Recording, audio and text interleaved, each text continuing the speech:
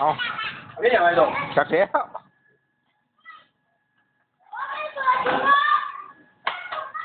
อะไรนี่แล้วหาเองโอ้เอาเดี๋ยวออกรถกันถ่ายวิดีโอเลยเบียดลง YouTube ไอ้วัน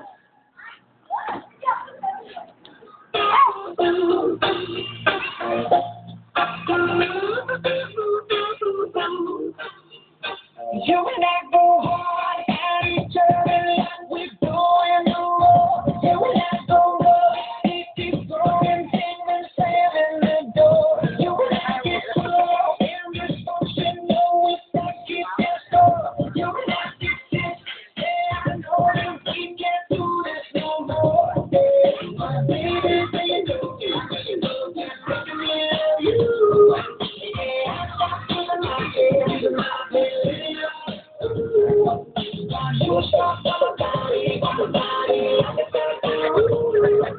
and now I feel so baby, you feel all like you. So I don't know how it only died. That I always stay with you one more night. And I know I feel but I only stay with you one more night.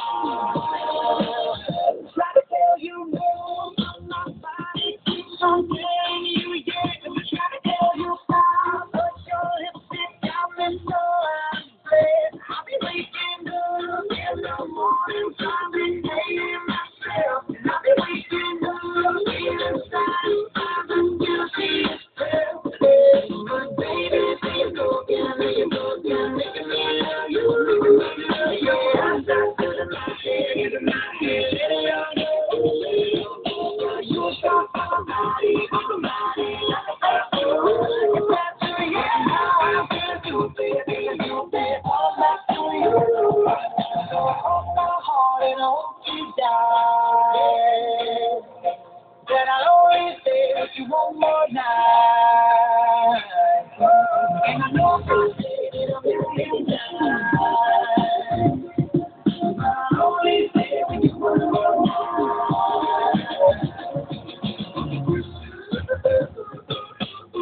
Yeah, baby, give me one more night. Yeah, baby, give me one more night. Yeah, baby, give me one more night.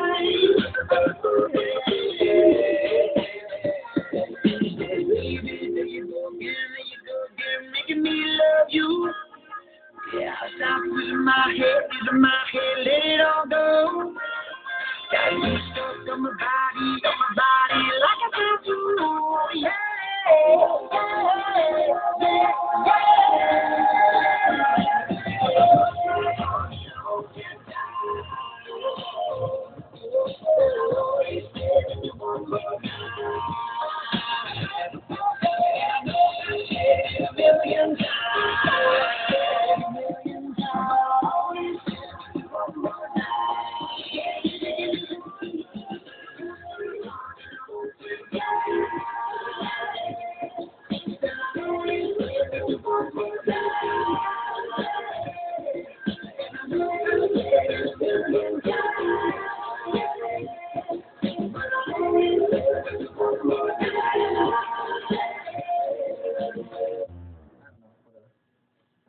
เรื่องนี้มันเล่นบอลยังต้องเปิดมาแล้ว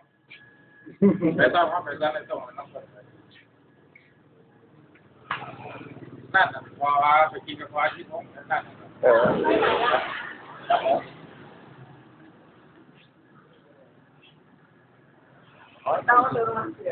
เฮ้ยสิบห้าเป็นเสียเอาจนล้นเอาไหมเราเอาขวดไปให้เลยขวดนึงก็ได้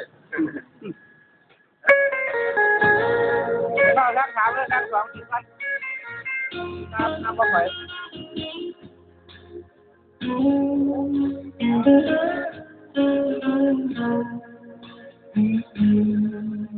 ให้หักของน้องกับเขานั้นต้องเอาใช้ก็ไปเลยคงหาตายคือความตายจะได้คงดีอ้ายก็ขอไว้พรคง ใจให้ต่อไปสมหวังมันเพียงต้องได้ไอ้กะที่ใจนำฝากจำว่าไอ้คนนี้ยังหักบอกใครถึงแม้ต้องตายเป็นคนคะแนนหาสาม เอาคนเดียวตั้งไม่ถึงบอย ไม่เธอว่ายังหวงใจไม่ได้หากเขาใจ ถึงบอยไหมถึงบอยไหม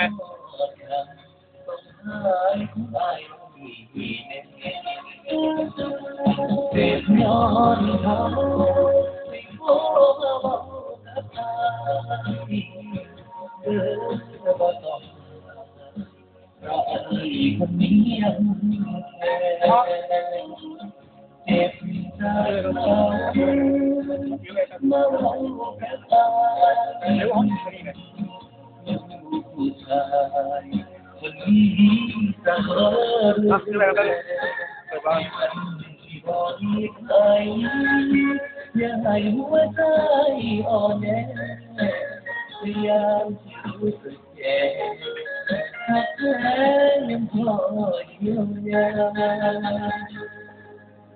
ากรักของน้องกับเขานั้นไปได้ดีไอ้ก็ยังผิดเนี่ยตัวเขาเบอร์ของเนี่ย แต่เขาหักเจ้าบ่จริงอยู่ที่เสียน้ำตา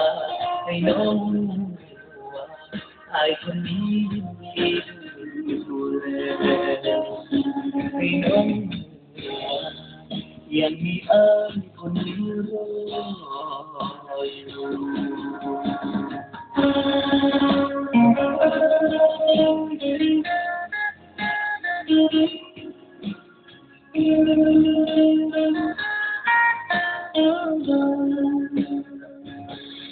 เจ็บย้อนเขา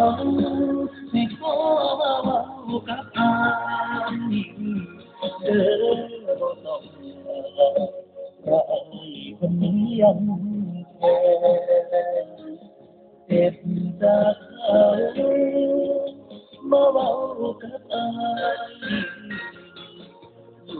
ผู้ชายคนนี้จะขอดูแลในวันที่บ่มีใครอย่าให้หัวใจอ่อนแอพยายามที่รู้สึกแย่หากเธอยังพอเยียวยาหากเขาข้างนอกกับเขานั้นไปได้ดีไอ้ก็ยังมีถ้าน้องก็มีปัญหาแต่เขาหักเจ้าบ่จริงถูกทิ้งเสียน้ำตาให้น้องว่าไอ้คนนี้ดีดูแลให้น้องว่ายังมีไอ้คนนี้รอ